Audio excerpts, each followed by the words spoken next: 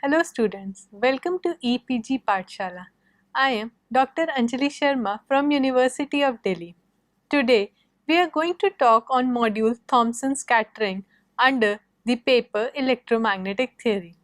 After completing this module, students, you will be able to know scattering of incident electromagnetic radiation by a free charge particle, say an electron, scattering of radiation by a system of quasi-free charges and their coherent-incoherent addition in the background of X-ray scattering, scattering by a bound charge including the effect of radiation damping, analysis of the results obtained in different frequencies, relay scattering and resonance fluorescence. Let us see about the scattering of radiation. If a plane electromagnetic wave is incident on a free charge particle, the particle will feel a force due to the electromagnetic field of the incident wave. This force will accelerate the charged particle and accelerated charged particle emits radiation. Thus, an electromagnetic wave impinging on a charged particle leads to radiation by the charged particle. The whole process can be viewed as the scattering of the incident wave by a charged particle. It is this phenomena that we wish to study in this module. We assume that the intensity of the incident wave is such that the motion of the charged particle induced by its non-relativistic. The emitted radiation will have the same frequency as that of the incident wave. Force due to magnetic field is negligible.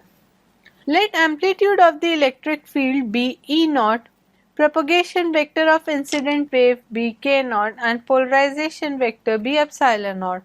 So we have E vector as function of x t is equals to epsilon naught E naught into e raised to pi into k naught x minus omega t, which implies that v dot vector as function of xt is equals to epsilon naught into e by m into e naught into e raised to power I into k naught dot x vector minus omega t, which implies that dp by d omega is equals to e square divided by 4 pi epsilon naught into 4 pi c cube into mod of n cap cross v dot vector whole square is equals to e square divided by 4 pi epsilon naught into 4 pi c cube into mod of epsilon cap conjugate into v dot vector whole square. Our assumptions implies that x vector is nearly constant. The time average of mod of v dot vector square is equals to half of re into v dot vector conjugate, which further implies that time average of dp by d omega is equals to e square divided by 4 pi epsilon naught into 4 pi c cube into mod of n cap cross v dot vector whole square is equals to c by 8 pi into 1 divided by 4 pi epsilon naught into e square by mc square whole square into mod of E naught square. The differential scattering cross-section in the case of radiation is defined as the energy radiated per unit time per unit solid angle divided by the incident energy flux. The incident energy flux is just the time average Poynting vector for the incident plane wave, that is S vector is equals to half of epsilon naught c into mod of E vector square into n cap, which implies that d sigma by d omega is equals to E square divided by 4 pi epsilon naught mc square whole square into mod of epsilon cap conjugate dot epsilon naught cap whole square. Now, as you can see from the figure given on the screen, E1 cap is equals to cos theta into cos phi Ex cap plus sin phi Ey cap minus sin theta into Ez cap, and E2 cap is equals to minus sin phi into Ex cap plus cos phi into Ey cap.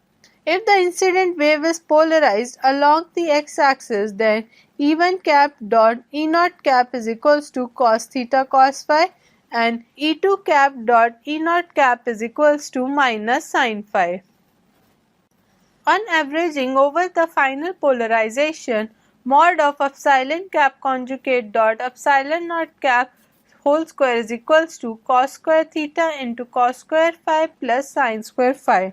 Similarly, for incident wave polarized along the y-axis, we get mod of epsilon cap conjugate dot epsilon naught cap whole square is equals to cos square theta sin square phi plus cos square phi. So this implies that for unpolarized incident radiation, d sigma by d omega is equals to E square divided by 4 pi epsilon naught mc square whole square into 1 divided by 2 into 1 plus cos square theta. This is the Thomson formula for differential scattering cross-section for scattering of radiation by a free charge. It works for scattering of X-rays by electrons or gamma rays for photons. It does not work when the photon momentum and the recoil of the charged particle cannot be neglected.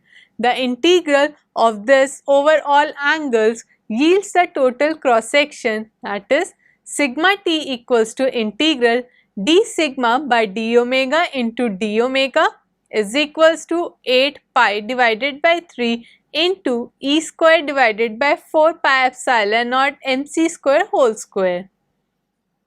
This is called the Thomson's cross section. For electron, this has the value 0.665 into 10 raised to power minus 28 meter square. This is as it should be, as the cross section has the dimension of area. The quantity in parenthesis has the unit of length. For electrons, it has the value 2.82 into 10 raised to power minus 15 meters. This will be the radius of an electron if the total mass energy of the electron were due to its charge being concentrated in a ball. It is called the classical electron radius as important number to remember. This tells us that even point particles have a finite scattering cross section that appears in this limit to be independent of the wavelength of the light scattered. However, this is not really true. If you recall the approximation made, this expression will fall if the wavelength is of the same order as the classical radius. Beyond this, pair production becomes a significant process, which is a quantum mechanical process. In quantum mechanics, if the energy of the incident photon h cross omega is equals to mc square, it is significant momentum is transferred to the electron by the collisions, and the energy of the scattered photon cannot be equal to the energy of the incident photon. The effect is certainly quantum mechanical, since the idea of a photon having the definite energy and momentum is quantum mechanical in origin. As a result of the recoil of the charged particle or electron by the incident photon, the energy of the photon is less, and thereby the wavelength of the radiation is more than that of the incident beam. This leads to what is called the Compton scattering, first studied by Compton both theoretically and experimentally. The change in the energy or wave number of the photon can be calculated by applying the relativistic energy momentum conservation law. If the initial and the final wave numbers of the photon are k0 bar and k0 vector respectively, the momentum of the electron after collision is p vector. Energy momentum conservation gives h cross k0 vector equals to h cross k vector plus v vector. C h cross mod of k0 vector plus mc square is equals to c h cross into mod of k vector plus under root of m square c raised to power 4 plus mod of p vector square. So on eliminating p vector between the two equations, we obtain energy momentum conservation implies that k by k naught is equals to 1 divided by 1 plus h cross k naught by mc into 1 minus cos theta. This implies that d sigma by d omega is equals to E square divided by 4 pi epsilon naught mc square whole square into half into k by k naught whole square into k naught by k plus k by k naught minus sine square theta, which is for spinless point particles. For k is equals to k naught, it reduces to the Thomson formula.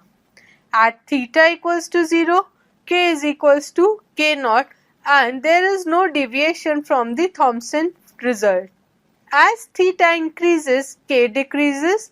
The maximum reduction occurs for theta equals to pi, where there is considerable reduction in the cross section. So for given theta, the reduction is a function of the energy of the phonon and the cross section decreases with the increasing energy. So we know that the electrons are spin half particles.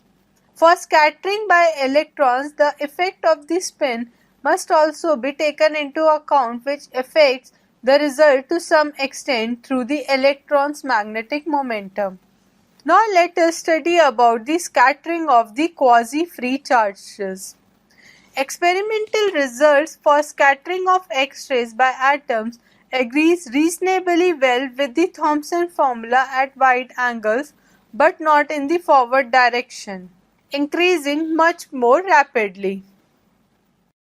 So reason for this is that coherent addition of amplitudes from all the electrons in the atom, which implies that E vector as function of xt is equals to 1 divided by 4 pi epsilon naught c summation I of Ei into n cap cross beta I dot vector divided by Ri equals to E naught by c square into summation j of Ej square divided by 4 pi epsilon naught mj into e raised to pi iota k naught xj minus omega t minus rj by c whole divided by rj.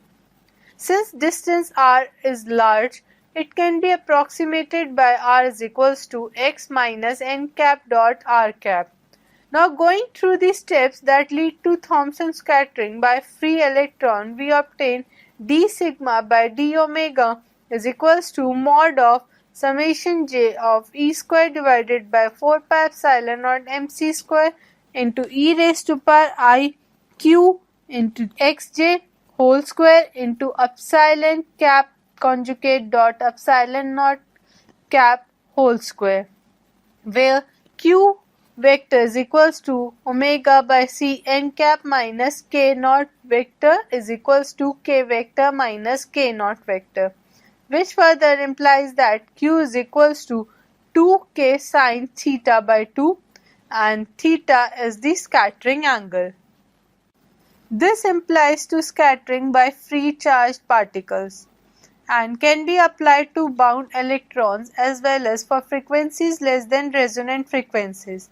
The formula also applies to specific position of the particle, and on averaging over position of all the particles or electrons in the atom, we get d sigma by d omega is equals to time average of mod of summation j of Ej square divided by 4 pi epsilon naught mj c square into e raised to pi iota q vector into xj vector whole square into mod of epsilon cap conjugate dot epsilon naught cap square. So for low frequencies, Ka is less than 1 and Qa is also less than 1 for all angles. Second, for high frequencies, Ka is much greater than 1 and Qa is much less than 1 for small angles only. So dividing line theta Cr can be approximated to 1 divided by Ka. For theta much less than theta Cr, the limit Qa is much less than 1 holds, and for theta greater than theta Cr, Qa greater than 1 holds.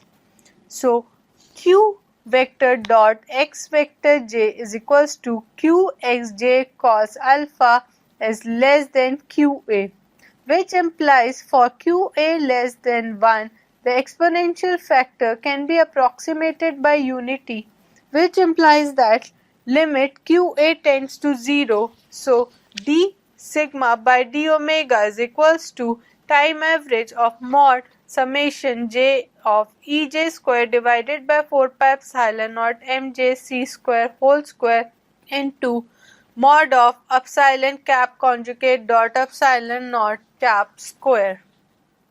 For an atom of atomic number z, summation j of Ej square by 4 pi epsilon naught mj c square is equals to z into E square divided by 4 pi epsilon naught mc square, which implies that limit qa tends to 0 for d sigma by d omega equals to z square into E square divided by 4 pi epsilon naught mc square whole square into mod of epsilon cap conjugate dot epsilon naught cap whole square.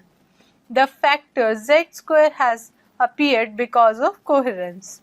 So for qa greater than 1, the argument of the exponential factors are large and vary widely in value.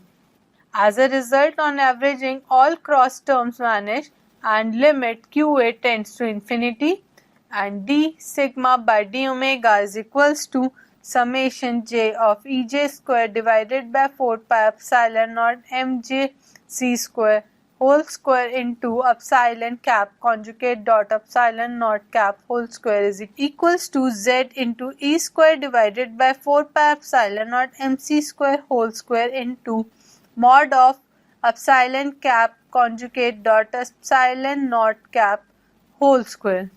This result corresponds to the incoherent addition of the amplitude of all the electrons. To estimate of critical angle, in the Thomson-Fermi model, the radius of an atom with atomic number z is given by A approximately equals to 1.4 into A naught into z raised to power minus 1 by 3, and A naught is equals to 4 pi epsilon naught h cross square divided by me square, which is also known as the Bohr radius of hydrogen atom. So this implies that theta Cr can be approximated to 1 divided by Ka, which is approximated to C by omega into me square divided by 1.4 into 4 pi epsilon naught h cross square into z raised to power minus 1 by 3, which is further equals to z raised to power 1 by 3 divided by h cross omega into me square c divided by 1.4 into 4 pi epsilon naught h cross. So me square into c divided by 1.4 into 4 pi epsilon naught into h cross can be approximated to 1 keV, which implies that theta Cr can be approximated to z raised to power 1 by 3 divided by h cross omega into keV. Now let us study about the scattering of a bound charge. Assume that the electron is bound in the atom by linear restoring force along with the usual damping factor, and the equation of electron is then m into x double dot vector plus tau into x dot vector plus omega naught square into x vector is equals to E into capital E vector. Here m is the mass of electron and m omega naught square x vector is the restoring force, and m tau x dot vector is the damping force on the electron. The origin of the damping force needs a little elaboration. Quantum mechanically, apart from scattering or re-emission of radiation, other modes of decay are also allowed, which is equivalent to a dissipation of the radiation. However, Apart from this, the major source of dissipation is due to what is called radiation reaction. Proper understanding of this idea is difficult. It impinges on the realm of quantum electrodynamics, and in a sense it is not properly understood even within quantum electrodynamics, though otherwise it is a hugely successful theory. However, the effects of radiation damping in many processes can be included in a simple manner, and this is what we proceed to do here. We have to far divided our study of electrodynamics into two categories and considered them independently.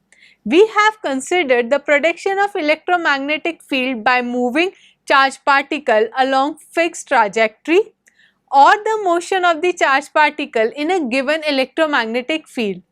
However, when a charge is placed in a given field, it is accelerated and produces radiation fields. These fields are bound to influence the subsequent motion of the charged particle. For a correct treatment of the problem, this influence must be taken into account. This influence is the radiation reaction or radiation damping. With this addition, the equation of motion of electron takes the form m into x double dot vector minus tau x triple dot vector plus tau x dot vector plus omega naught square x vector is equals to e vector, which is further equals to e naught into epsilon naught cap into e raised to power I into k x minus omega t.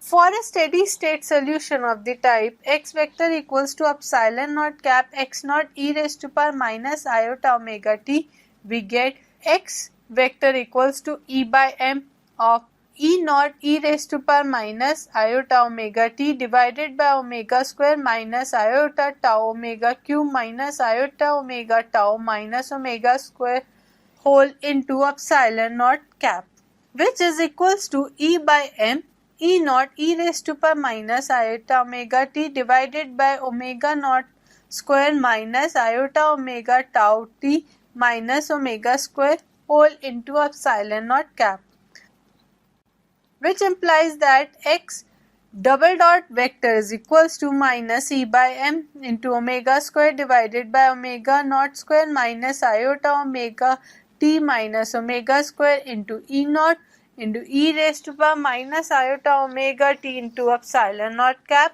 and tau t omega is equals to tau plus omega square tau is equals to tau plus omega by omega naught square into omega naught square tau, which is further equals to tau plus omega by omega naught square into tau dash. Now tau t as function of omega is the total decay constant, and tau dash is equals to omega naught square tau is the radiative decay constant. So going through the same steps as for the Thomson scattering, d sigma by d omega is equals to e square divided by 4 pi epsilon naught mc square whole square into mod of epsilon cap conjugate dot epsilon naught cap whole square into omega raised to power 4 divided by omega naught square minus omega square raised to power 2 plus omega square tau t square, which is further equals to d sigma by d tau t into omega raised to power 4 divided by omega naught square minus omega square whole square plus omega square tau t square. Now let us study about the Rayleigh scattering and resonant fluorescence. So for omega less than omega naught, d sigma by d omega is equals to e square divided by 4 pi epsilon naught mc square whole square into epsilon cap conjugate dot epsilon naught cap whole square into omega by omega naught raised to power 4 equals to e square by 4 pi epsilon naught mc square whole square into mod of epsilon cap conjugate dot epsilon naught cap whole square into lambda naught by lambda whole raised to power 4 is inversely proportional to lambda raised to power minus 4. which is the well-known Rayleigh law of scattering. Account for blue color of the sky and redness of the rising and setting sun. For omega approximately equals to omega naught, we get omega raised to power 4 divided by omega naught square minus omega square whole square plus omega square tau t square can be approximated to tau dash square divided by 4 omega naught square tau square into omega minus omega naught square plus tau t by 2 square, which implies that d sigma by d omega is equals to 9 divided by 64 pi square lambda naught square into tau dash square divided by omega minus omega naught square plus tau t by 2 whole square into epsilon cap conjugate dot epsilon naught cap whole square is equals to 3 by 8 pi lambda naught square into tau dash square divided by omega minus omega naught whole square plus tau t by 2 whole square. So on summing over the polarization of the scattered radiation and on further integrating over the entire solid angle, so this is the typical resonance shape, half with tau t and peak cross section sigma omega naught equals to 3 by 2 pi lambda naught square into tau dash by tau t whole square. This is called as the resonance fluorescence. For omega greater than omega naught, that is for high frequency limit, tau t omega is equals to tau plus omega square tau, which tends to omega square tau, and d sigma by d omega is approximated to e square by 4 pi epsilon naught mc square whole square into mod of epsilon cap conjugate dot epsilon naught cap whole square into omega raised to power 4 divided by omega raised to power 4 plus omega square tau t square, which can be further approximated to e square divided by 4 pi epsilon naught mc square whole square into mod of epsilon cap conjugate dot epsilon naught cap whole square into 1 divided by 1 plus omega square tau square equals to 1 divided by 1 plus omega square tau square into d sigma by d omega Thomson. The difference from Thomson scattering is important only when omega tau is approximated to 1, which implies that omega into e raised to power 2 divided by 6 pi epsilon mc cube can be approximated to 1, which implies that h cross omega is equals to 137 mc square. This factor becomes important only at extremely high energies deep into the quantum domain. In the classical domain, it can be totally neglected. So students, let us summarize what we have learnt in this module. In this module, we have considered the scattering of electromagnetic radiation by a free charge particle, expression for the differential scattering cross-section as well as the total cross-section scattering called Thomson formula is derived, cross-section for scattering by quasi-free system of charges is obtained, conditions on the frequency and scattering angle for coherent and incoherent addition of the cross-section due to individual particles, that is electrons, are derived and the corresponding cross-sections obtained. Expression for critical angle for the case of X-rays is obtained here. Next, scattering by a bound charge is considered. The binding is provided by a harmonic restoring force. Resistive terms are also included in the equation of motion of the charged particle. The idea of radiation resistance is explained briefly and the Abraham-Lorentz equation of motion is derived. Expression for the cross-section including the resistive force is derived. The limiting cases of low, high and frequencies closing to the binding frequencies are discussed. For the low frequencies, we are led to Rayleigh scattering. Rayleigh scattering, when applied to scattering by air particle, explains the blue of the sky and redness of the morning and evening sun. For frequencies close to the binding frequencies, it leads to the phenomena of resonance fluorescence. Thank you.